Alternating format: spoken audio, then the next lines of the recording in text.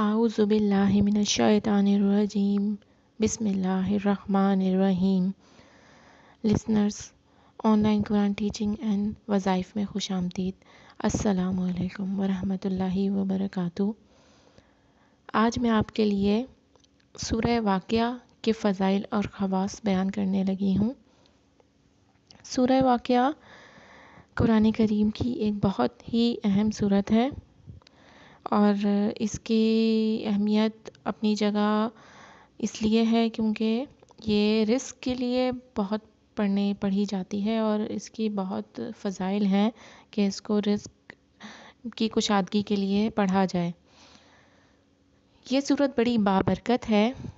حضور اکرم صلی اللہ علیہ وآلہ وسلم کا ارشاد ہے کہ یہ تو نگری کی سورت ہے، لہٰذا اسے پڑھو اور اپنی عورتوں کو اور اولاد کو سکھاؤ۔ ہر رات پڑھنے والا کبھی فاقے سے نہ ہوگا۔ ہر رات کا مطلب یہ کہ آپ اس کو ڈیلی مغرب کے بعد کسی بھی وقت پڑھ سکتے ہیں، مغرب کے بعد، عشاء کے بعد، سونے سے پہلے آپ اسے کسی بھی ٹائم پڑھ لیجئے۔ حصول تمنا کے لیے سورہ واقعہ کا عمل یہ ہے کہ روز جمعے سے 7 روز تک بلا ناغہ ہر فرض نماز کے بعد 25 مرتبہ پڑھیے۔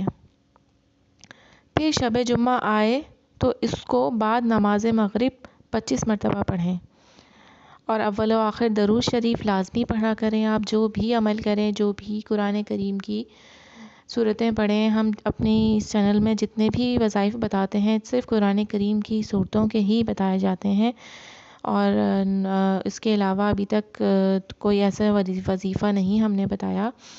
تو یہ بے شک یہ باعمل اور بے حد اثر کرنے والی صورتیں اور سب ہیں عمل، لیکن اس کے لیے بہت ضروری یہ ہے کہ آپ اس کے اول و آخر درود شریف پڑھ لیجئے، تو اس کا عمل یقینی ہو جاتا ہے کہ اللہ تعالیٰ حضور اکرم صلی اللہ علیہ وآلہ وسلم کے وسیلے سے ہمیں انشاءاللہ جو ہمیں چاہیے وہ عطا فرماتے ہیں۔ اور دوسرا یہ کہ 5 وقت نماز بہت ضروری ہے۔ 5 وقت نماز کسی بھی عمل کے لیے اگر آپ 5 وقت نماز نہیں پڑھ رہے ہیں تو آپ کا کوئی عمل مقبول نہیں ہے۔ اچھا، اس کے فضائل و خواص میں مزید یہ ہے کہ پھر عشاء کی نماز کے بعد 25 مرتبہ درود شریف حضور اکرم صلی اللہ علیہ وآلہ وسلم پر بھیجیے۔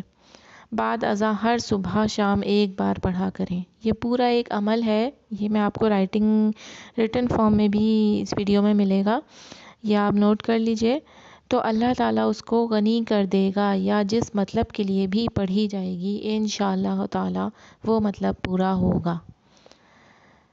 وآخر دعوانا ان الحمد للہ رب العالمین۔ السلام علیکم ورحمۃ اللہ وبرکاتہ۔